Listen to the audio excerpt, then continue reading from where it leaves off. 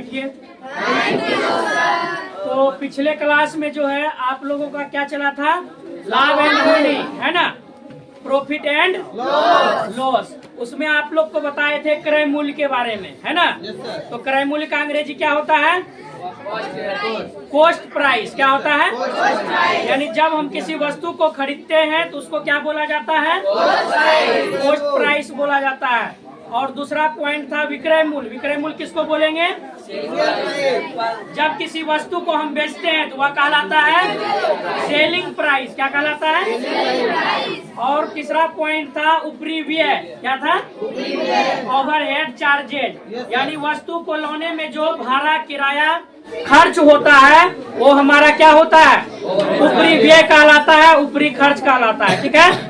तो आज आप लोग को लाभ से परिचित हम कराएंगे, समझ गया ना, जिसका अंग्रेजी होता है प्रॉफिट। क्या होता है, तो लाभ के बारे में आप लोग भली भांति जानते हैं, है ना। यानी कि जब हम किसी वस्तु को जिस रेट में खरीदे, है ना, उससे अधिक मूल्य पर बेचेंगे तो हमको क्या होगा, लाभ होगा। जैसे कोई भी वस्तु है या सब्जी वाला सब्जी बेचता है तो सब्जी 20 रुपया केजी खरीद के लाया, है ना, उसको मार्केट में 30 रुपया केजी बेचता है, तो कितना रुपया केजी लाभ हो रहा है उसको, 10 टका केजी लाभ हो रहा है ना। तो लाभ जो है, जब किसी वस्तु को लिखा हुआ है कि जब किसी वस्तु को उसके क्रय मूल्य से, यानी जिस रेट में खरीदे हैं उससे अधिक मूल्य पर क्या करेंगे, बेचेंगे, तो उसको क्या बोलेंगे, लाभ बोलेंगे। और दूसरा पॉइंट है आपका हानि। हानि इंग्लिश होता है इसका क्या, लॉस होता है। यानी कि जिस रेट में आप वस्तु को खरीदे और उससे कम मूल्य पर वस्तु को बेच दिए तो क्या होगा, आपको हानि होगा। क्या होगा, समझ में आ गया लाभ और हानि के बारे में। यानी कि लाभ जिस रेट में वस्तु को खरीदे उससे अधिक मूल्य पर बेच देंगे तो हमको प्रॉफिट होगा, और जिस मूल्य पर वस्तु को खरीदे उससे कम में बेच देंगे तो क्या होगा, हानि होगा। ठीक है। अब देखिए मूलभूत सूत्र के बारे में जानेंगे।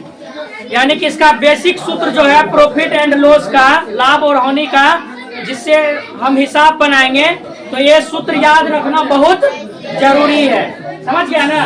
तो ये बेसिक सूत्र है। जैसे फर्स्ट में है लाभ बराबर क्या होगा, विक्रय मूल्य घटा लाभ बराबर विक्रय मूल्य घटा लाभ को शॉर्ट में क्या लिखते हैं, पी, प्रॉफिट, है ना। और विक्रय मूल्य को क्या लिखेंगे, एसपी। क्रय मूल्य को क्या लिखेंगे, तो पी बराबर फॉर्मूला क्या हो गया, एसपी माइनस विक्रय मूल्य घटा। दूसरा सूत्र है हानि। हानि बराबर होगा क्रय मूल्य घटा विक्रय मूल्य। हानि बराबर क्या होगा, हानि को शॉर्ट में क्या लिखेंगे, एल। क्रय मूल्य को क्या लिखेंगे, विक्रय मूल्य को, तो एल बराबर, आवाज नहीं है रे, एल बराबर पी बराबर एल बराबर। चलिए उसके बाद है लाभ प्रतिशत। तो लाभ प्रतिशत में ऊपर में लाभ होगा, लाभ बटा क्रय मूल्य गुना 100। तो लाभ प्रतिशत को पी लिखेंगे, प्रतिशत, लाभ को पी, क्रय मूल्य को सी गुना 100। तो शॉर्ट में पी प्रतिशत बराबर क्या हो जाएगा, पी बटा सी पी गुना 100। लाभ प्रतिशत बराबर लाभ बटे क्रय मूल्य गुना। याद रखना है हमेशा, लाभ में लाभ आएगा और हानि प्रतिशत में हानि आएगा, है ना, फॉर्मूला सेम है। तो हानि प्रतिशत बराबर क्या हो जाएगा, हानि बटा क्रय मूल्य गुना। एल प्रतिशत बराबर। उसके बाद है आपका विक्रय मूल्य। देखिए अगर विक्रय मूल्य डायरेक्ट निकालना हो, विक्रय मूल्य मतलब क्या, एसपी, डायरेक्ट निकालना है, लाभ की स्थिति में हम प्लस का चिन्ह लगाएंगे। समझ गया ना, जब लाभ होगा वहाँ प्लस हो जाएगा, 100 प्लस लाभ प्रतिशत, और जहाँ हानि होगा वो हो जाएगा 100 माइनस हानि प्रतिशत। यानी ये दो फॉर्मूला को एक ही में अटैच कर दिए हैं। ठीक है। तो विक्रय मूल्य बराबर हो जाएगा क्रय मूल्य 100 प्लस माइनस लाभ या हानि प्रतिशत बटे 100। समझ गया ना।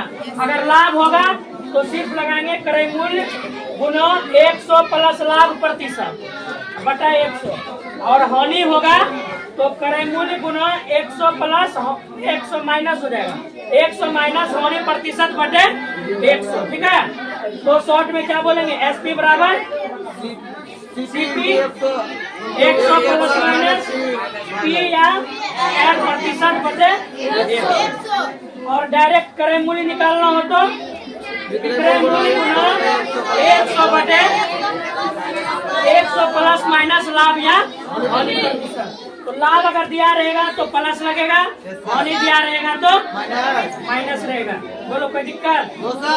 उसके बाद ये इसी का शॉर्ट है, क्रय मूल्य को सीपी लिखेंगे है ना, विक्रय मूल्य को एसपी लिखेंगे 100 बटा 100 प्लस माइनस पी या एल प्रतिशत। ठीक है, तो अब जो है हम लोग चलेंगे हिसाब की ओर।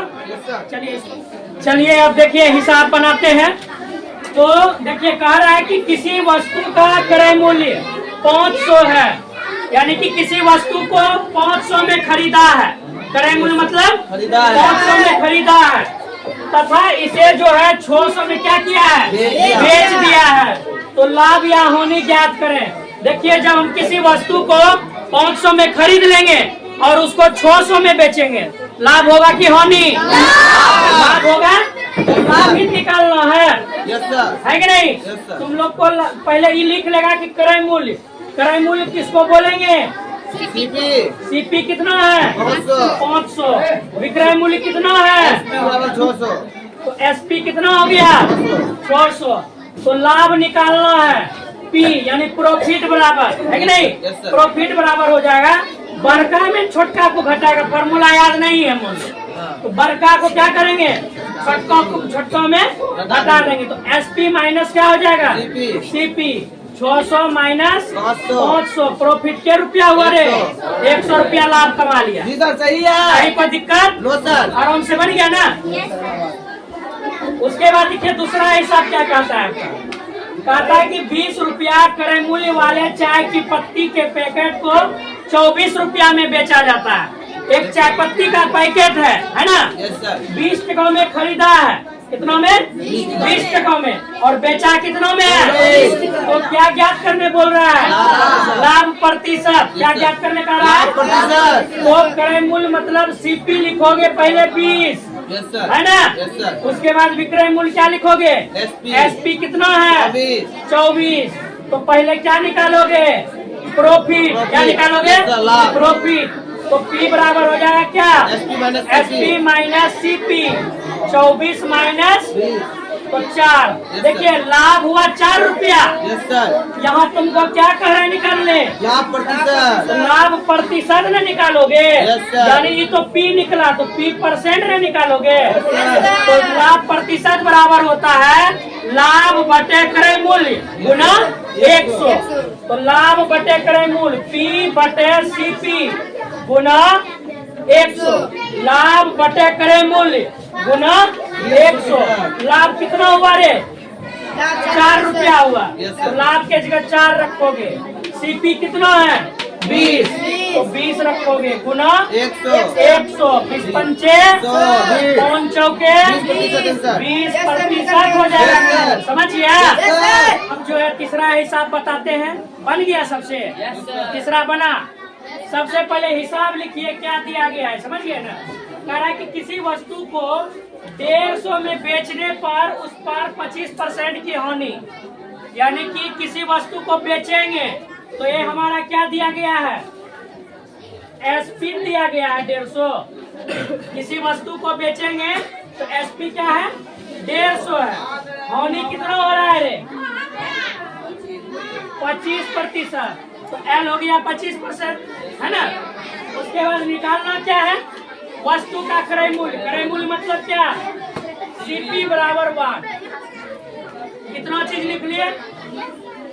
अब देखिए इसमें कौन सा ऐसा फॉर्मूला है सीपी बराबर होता है जिसमें कि विक्रय मूल्य हो और हानि हो।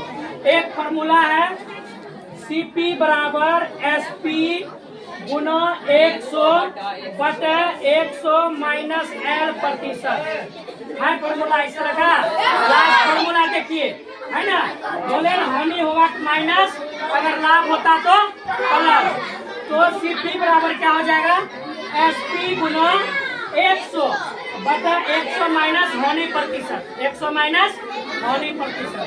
अब देखिए बैठा दीजिए, SP का मान कितना, आवाज नहीं है, 150 गुना 100 बटे 100 माइनस हानि प्रतिशत कितना है, 25। क्या 25, तो 25 बैठा दिए, तो बराबर हो गया 150 गुना 100 बटे 75, 75 दूनी 150, ठीक है। 100 गुना 2 करेंगे 200, यानी कि हानि हो। देखिए अब समझिए हिसाब को, CP निकाले 200, CP मतलब क्या, क्रय मूल्य। हम यानी वस्तु को 200 में खरीदे थे, 200 में और बेच दिए कितना में, 150 में, तब ना हमको हानि हुआ। 100% हानि हो गया, 25% हानि हो गया, ठीक है। उसके बाद देखिए चौथा सवाल उसी तरह बनेगा। किसी वस्तु को 48 में बेचने से, यानी बेचने वाला गप हो गया, बेचने वाला गप हो गया तो क्या हो जाएगा, बोलेंगे बेचने वाला गप हो गया, क्या लिखेगा, विक्रय मूल्य मतलब SP। SP कितना दिया गया है, 48। हानि कितना % हो रहा है, L का मान क्या दोगे, 20। निकालना क्या पड़ेगा, देखिए उसके बाद कह रहा है कि 20% हानि होती है। अगर इस वस्तु पर जो है 20% लाभ कमाना हो तो वस्तु को कितनों में बेचना पड़ेगा, समझ गया ना। सबसे पहले आप CP निकाल लीजिए, इससे वस्तु को खरीदा कितनों में है ना, बेच तो दिया 48 टका में, लेकिन खरीदा कितनों में, तो क्या निकालेगा, क्रय मूल्य CP। तो CP बराबर यही फॉर्मूला लगेगा, SP गुना 100 बटा 100 माइनस L प्रतिशत। तो SP का मान 48 गुना 100, 100 माइनस हानि कितना हो रहा है, 20%। तो 48 गुना 100, 120 घट गया 80, 1 कट गया, अच्छा 48, 60। देखिए 60 रुपयों में वस्तु को खरीदा था, है ना, और बेचा कितना में है, 48 टका में, तब ना हानि हो गया 20%। अब आगे और हिसाब है, कह रहा है कि इस वस्तु पर जो है अगर हमको 20% लाभ कमाना हो, क्या करना हो, 20% लाभ कमाना हो तो विक्रय मूल्य क्या होगा, विक्रय मूल्य क्या होगा। तो विक्रय मूल्य मतलब क्या निकालना है, अब SP।